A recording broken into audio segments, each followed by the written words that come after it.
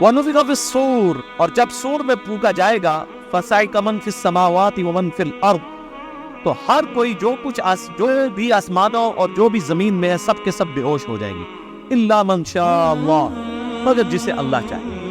یہ قیامت کے دن کا جو سور پھونکا جائے گا نا، یہ اس سور کا ذکر ہے کہ جو روئے عرض پہ لوگ ہیں، آسمانوں میں فرشتے آباد ہیں، سب کو موت آ جائے گی سوائے جس کو اللہ چاہے گا، اور وہ ایک شخص ہے جس کی ایکسیپشن ہے، وہ بخاری مسلم میں حدیث ہے، نبی علیہ السلام فرماتے ہیں ایک صحابی کا، حضرت ابو بکر صدیق کا ایک یہودی سے جھگڑا ہوا، اس یہودی نے کہا کہ موسیٰ علیہ السلام کو اللہ تعالیٰ نے تمام جہانوں پہ فضیلت دی، صحابی نے کہا کہ نبی علیہ السلام کو سارے جہانوں پہ فضیلت، آپس میں جھگڑا ہوا تو اس صحابی نے نبی علیہ السلام کی محبت میں اس یہودی کو تھپڑ مار دی۔ یہ بخاری مسلم دونوں میں مقدمہ نبی علیہ السلام کے پاس پیش ہوا، آپ نے اپنے صحابی کو ڈانٹا اور فرمایا مجھے یونس پہ بھی فضیلت مت دو، اور یونس وہ ہے کہ جن پہ اللہ تعالیٰ کی طرف سے عطاب آیا۔ پھر اتنا عطاب کہ سورہ الصافات میں ہے کہ اگر یونس اللہ سے توبہ نہ کرتے تو مچھلی کے پیٹ سے اس دن نکالے جاتے ہیں جس دن مردے اپنی قبروں سے نکالے جائیں گے۔ اور نبی علیہ السلام فرمایا مجھے یہ بھی نہ کہو میں یونس سے افضل ہوں، کسی دوسرے نبی کو ڈیگریڈ نہ کرو میرے مقابلے پہ۔ اور پھر فرمایا کہ تم موسیٰ کی بات کر رہے ہو، قیامت والے دن سب سے پہلے اللہ تعالیٰ مجھے اٹھائے گا، لیکن میں دیکھوں گا کہ مجھ سے پہلے ہی موسیٰ علیہ السلام ہوش میں ہوں گے اور اللہ کے عرش کا پایہ تھامے ہوئے ہوں گے۔ مجھے نہیں پتا کہ ان پہ قیامت کی بے ہوشی طاری نہیں ہوئی، اس بے ہوشی کے سبب جو دنیا میں اللہ کی تجلی کی وجہ سے وہ بے ہوش ہوئے، یا مجھ سے پہلے وہ زندہ کر دیے جائیں۔ یعنی حضرت موسیٰ علیہ السلام کو یہ جزوی فضیلت تمام پیغمبروں پہ حاصل ہے کہ سب سے پہلے ان کو قیامت والے دن اٹھایا جائے گا، یا ان پہ قیامت کی بے ہوشی طاری نہیں ہوگی، کیونکہ دنیا میں وہ ایک دفعہ بے ہوشی گزار چکے ہیں اللہ تعالیٰ کی تجلی کی وجہ سے، جو سورۃ الاعراف کے اندر آیا۔ اب دیکھیں اللہ تعالیٰ فرماتا ہے جس سے اللہ چاہے گا وہ بے ہوش نہیں ہوگا، ثم نفخ فیہ اخری، پھر سور میں دوبارہ سے پھونکا جائے گا، فاذا هم قیام ینظرون، تو سب کے سب لوگ زندہ ہو جائیں گے اور یوں کھڑے ہو کے ایک دوسرے کو دیکھنا شروع کر دیں گے، انتظار کریں گے کہ اب کیا ہونا ہے۔ واشرقت الارض بنور ربها، زمین جگمگا اٹھے گی تیرے رب کے نور سے، یعنی اللہ تعالیٰ اس دنیا پہ آ جائے گا جیسا کہ شان کی لائق۔ وجاء ربک والملک صفا صفا، سورۃ الفجر میں آتا ہے نا کہ اللہ تعالیٰ اور فرشتے قطار در قطار اس دنیا پہ اتریں گے، اسی دنیا کے اوپر میدان محشر قائم ہو جائے۔ واشرقت الارض بنور ربها، زمین جگمگا اٹھے گی تیرے رب کے نور سے۔ ووضع الکتاب، اور نامہ اعمال کا دفتر سامنے رکھ دیا جائے گا۔ وجیء بالنبیین والشہداء، اور بلایا جائے گا نبیوں کو بھی اور شہداء کو۔ شہادت علی الناس کرنے والے لوگ جو نبیوں کے بیعاف پہ نبیوں کا پیغام ان کی امتوں تک پہنچاتے ہیں، ان کو کہتے ہیں شہید۔ ایک تو وہ شہید ہے جس کو آپ شہید سمجھ رہے ہوتے ہیں، جو جنگ میں مارا جائے، یہ تو بہت چھوٹا شہید ہے۔ اصل شہید وہ ہے جو اللہ کی دعوت لے کے اٹھتا ہے اور شہادت علی الناس کرتا ہے، جو بخاری مسلم میں موجود ہے۔ کیا میں نے اللہ کا پیغام تم تک پہنچا دیا؟ صحابہ نے کہا یا رسول اللہ صلی اللہ علیہ وسلم پہنچا دیا۔ آپ نے 3 دفعہ فرمایا اللہم اشہد اللہم اشہد اللہم اشہد، تینوں دفعہ آسمان کی طرف انگلی اٹھائی، پھر اصحاب کی طرف، اے اللہ گواہ رہنا، اے اللہ گواہ رہنا، اے اللہ گواہ رہنا، یہ مان رہے ہیں کہ میں نے پیغام پہنچا دیا۔ اور پھر فرمایا اب تمہاری ذمہ داری ہے کہ تم اس پیغام کو ان لوگوں تک پہنچاؤ جو یہاں پر موجود نہیں ہیں۔ یعنی وہ شہادت علی الناس، یعنی وہ ذمہ داری جو نبی علیہ السلام کے مبارک کندھوں پر تھی، وہ آپ نے شفٹ کر دی امت تک۔ اب امت شہادت علی الناس کرے گی، تو ظاہر ہے جو پھر شہادت علی الناس کرنے والے ہیں ان کو نبیوں والی تکالیف سے بھی گزرنا پڑے گا، تو اللہ تعالیٰ پھر قیامت والے دن ان کو بدلہ دلوائے گا نا، نامہ اعمال بھی آ جائیں گے، نبی بھی، اور نبیوں کے جو خلفاء ہیں، جو نبیوں کے طریقے پر قیامت تک لوگوں کو دین کی طرف بلانے والے، شہادت علی الناس کرنے والے لوگ ہیں، وہ بھی بلا لیے جائیں گے۔ پھر کیا ہوگا؟ وَقُضِيَ بَيْنَهُمْ بِالْحَقِّ، پھر ان کے درمیان فیصلہ کیا جائے گا انصاف کے ساتھ۔ وَهُمْ لَا يُظْلَمُونَ، اور ان پر ظلم نہیں کیا جائے گا۔ وَوُفِّيَتْ كُلُّ نَفْسٍ مَّا عَمِلَتْ، اور ہر جان کو وہی کچھ بدلہ دیا جائے گا جو اس نے دنیا میں اعمال کیے ہو، ہر جان کو بدلہ مل جائے گا۔ یہ نہیں ہے کہ دنیا میں کسی نے برے اعمال کیے تو اس کو بدلہ کوئی اچھا مل جائے گا، یا دنیا میں جس بیچارے نے اچھے اعمال گزارے اور زندگی مفلسی کی گزاری، اوتے بھی جا کے بیچارہ ایجی رہے گا نا، وہاں تو پھر اللہ تعالیٰ کہ ہاں تو پھر کرنسی کوئی اور ہے نا، وہاں تو نیکی ہوئی کرنسی چلے گی۔ ہر جان کو بدلہ ملے گا جو کچھ اس نے دنیا میں اعمال کیے ہو. وَهُوَ أَعْلَمُ بِمَا يَفْعَلُونَ اور اللہ خوب جانتا ہے جو کچھ وہ دنیا میں کام کیا. اللہ کو کسی فرشتے کی, کسی نامہ اعمال کی کوئی حاجت نہیں ہے کسی کا ریکارڈ رکھنے کے لیے. ریکارڈ تو کئی ایک ریکارڈ جو ایسے نکلیں گے کہ جو اللہ کے حضور وہ نیکی شمارے نہیں کی جائے گی. جو ریاکاری والی نیکیاں ہیں فرشتوں میں تو لکھی ہوگی. فرشتوں کو تو نہیں پتا کہ کسی شخص نے یہ دکھلاوے کے لیے مسجد میں ٹائلیں لگوائی ہیں اور مسجد کے کنواں کھدوایا ہے, یا مسجد میں ٹوائلٹ بنوائے, یا مسجد میں قالین بچھوا دیا, یا مسجد کے اندر اس نے ایئر کنڈیشن لگوا لیا. یہ لوگوں کو دکھانے کے لیے لگایا تھا اس نے, یہ میری رضا کے لیے لگایا تھا, اللہ کی رضا کے لیے. یہ بات فرشتوں کو نہیں پتا. فرشتے علم غیب تو نہیں جانتے, اسی لیے ان کے نامہ اعمال میں ایسی نیکیاں نکلیں گی. صحیح مسلم میں حدیث نہیں ہے قیامت والے دن ایک سخی کو, ایک شہید کو اور ایک قاری کو بلایا جائے گا. اللہ تعالیٰ تینوں کو اپنی نعمتیں گنوائے گا. تو وہ قاری کہے گا یا اللہ میں نے تیری خاطر قرآن پڑھایا. اللہ کہے گا جھوٹ بولتا ہے, انہیں اس لیے پڑھایا کہ لوگ تجھے قاری کہے. شہید کو بھی کہا جائے گا تو نے اس لیے جان دی کہ لوگ تجھے بہادر کہیں. اور سخی کو کہا جائے گا تو نے اس لیے اتنا مال خرچ کیا کہ لوگ تجھے کہیں بڑا ہی دیکھو کیا کار ہے, بڑا سخی ہے, اور تمہیں دنیا میں تمہارا اجر مل چکا ہے, میرے یہاں تمہارے لیے کوئی اجر نہیں ہے. فرشتوں نے تو ان کو سخی شہید تو لکھے ہی ہوا تھا نا. تو فرشتوں کا ریکارڈ تو اس پہ تو اللہ تعالیٰ نے فیصلہ نہیں کرنا. فیصلہ تو اللہ تعالیٰ نے اپنے علم کی بنیاد پہ کرنا ہے کہ کس کے اعمال واقعی میرے لیے تھے اور کس کے نہیں. اسی لیے ریاکاری کو شرک اصغر کہا گیا. اب آخری رکوع آ رہا ہے وَسِيقَ الَّذِينَ كَفَرُوا إِلَىٰ جَهَنَّمَ زُمَرًا. قیامت والے دن دوزخیوں کو, کافروں کو, بات نہ ماننے والوں کو ہانکا جائے گا دوزخ کی طرف گروہ در گروہ. اس میں مسلمان بھی شامل ہوں گے, اس میں کافر بھی شامل. وہ مسلمان جو عملاً کافر تھے, صرف وہ شناختی کارڈ میں مسلمان تھے, نماز کوئی نہیں پڑھتے تھے. حَتَّى إِذَا جَاءُوهَا جب کہ وہ دوزخ کے پاس آئیں گے, فتحت ابوابها تو دوزخ کے دروازے ان کے لیے کھولے جائیں گے. وقال لهم خزنتها تو اب دوزخ کے اوپر جو داروغہ ہے, خزانچی ہے, جو سمجھ لیں وہاں کی مینجمنٹ چلا رہا ہے, حضرت مالک علیہ السلام, سورہ الزخرف میں ان کا نام بھی آیا. تو دوزخ کے پورے معاملات ان کے انڈر ہے, چیف ایگزیکٹو ہے وہاں کے. تو جب دوزخیوں کو لایا جائے گا نا دوزخ کے دروازے پہ, تو پہلے جو جنہوں کہتے ہیں پہلا مینا جڑا نا انہوں نے مار رہا ہے. وہ خزانچی کیا کہے گا؟ وقال لهم خزنتها وہ خزانچی کہے گا الم یاتکم رسل منکم اے تمہارے پاس کوئی رسول نہیں آیا تھا دنیا میں؟ اوے بدبختو دوزخ تک پہنچ گئے ہو, کیا تم ایسے لوگ ہو کہ جن کے پاس کوئی رسول نہیں آیا کہ ان کو پتہ ہی نہیں چلا؟ اصل میں تو رسول آیا ہوگا, یہ ان کو ٹانٹ کروایا جا رہا ہوگا. اور آپ قربان جائیں, اللہ نے آپ کے اوپر کتنی نعمت تمام کی اور میرے اوپر کتنی نعمت تمام کی کہ قیامت کے دن کا ڈراپ سین وہ ویڈیو پہلے ہی قرآن میں چلا کے بتا دیے کہ یہ کچھ ہونا ہے.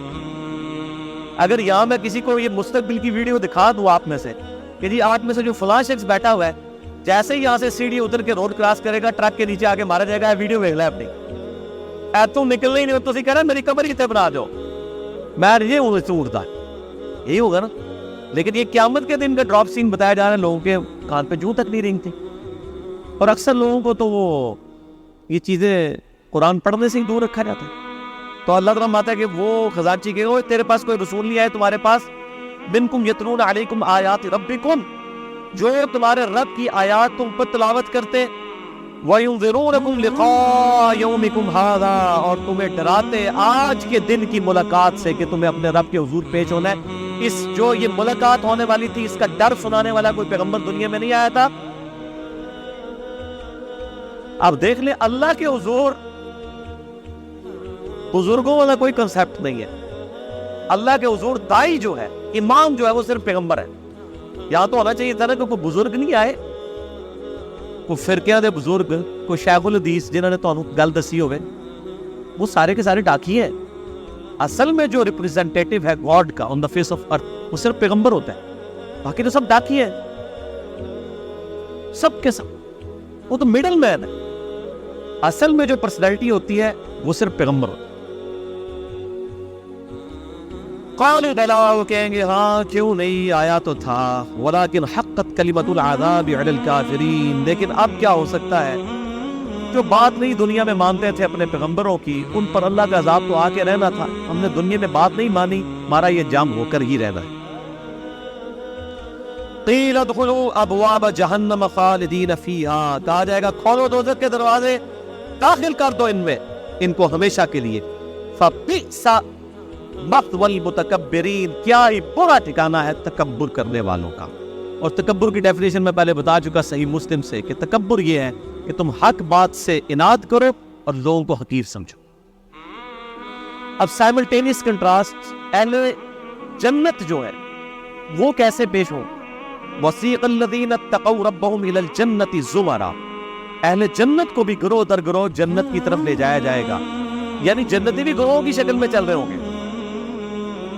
ظاہر ہے کہ کسی ایک دائی کی آواز بھی لبیک کسی نے کہا ہوگا، یعنی ہر زمانے میں حق کی آواز بلند کرنے والے لوگ موجود ہیں جنہوں نے اپنی عبادت نہیں کروائی، اللہ کی عبادت کروائی۔ ایک وہ لوگ آواز بلند کرنے والے ہیں جنہوں نے اپنی تجوریاں بھری، جنہوں نے اپنے نذرانے بھرے، جنہوں نے لوگوں کو اپنی ذات کی طرف لگایا، اور جب ان سے کہا گیا کہ اللہ کے ساتھ لگاؤ تو کیا جو پیچھے تو اللہ ہی ہے نا جی، اور جب کہا گیا کہ نبی علیہ السلام کے ساتھ لوگوں کو جوڑو تو انہوں نے کہا جی یہ بزرگ جو ہیں جو ہمارے امام ہم نے کھڑے کیے ان کے پیچھے نبی علیہ السلام ہی ہے۔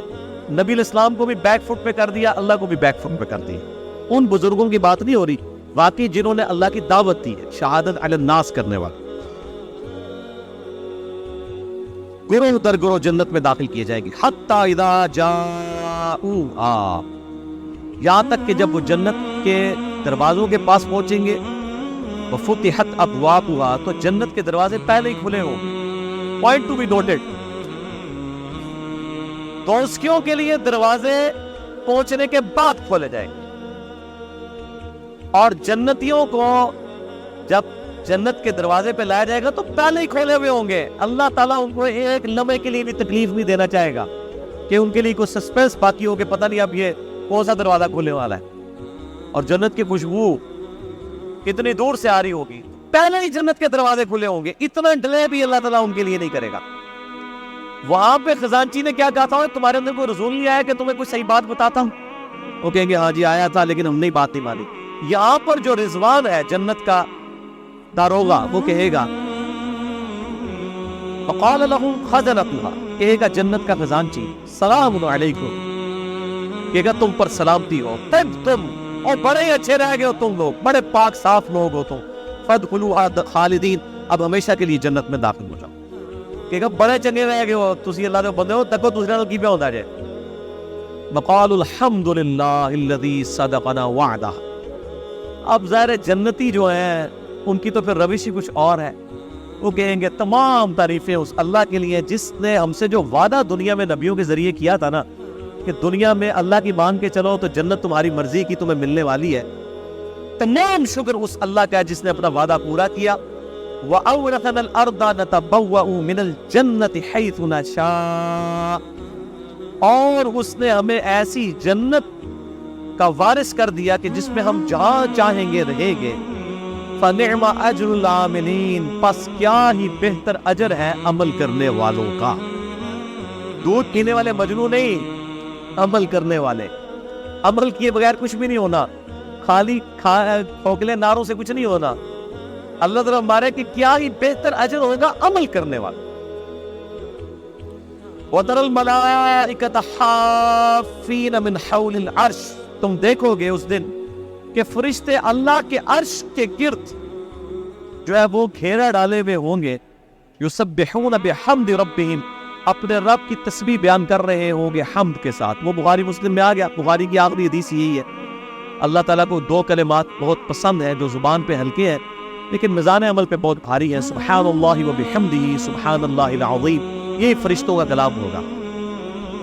یعنی جسے کہتے ہیں ڈراپ سین آف قیامت، یہ ہو رہا ہوگا کہ جب جنتی جنت میں داخل ہوں گے تو فرشتے اللہ کے عرش کے گرد جمع ہوں گے اور سبحان اللہ و بحمدہ اللہ کی تعریفیں بیان کر رہے ہوں گے۔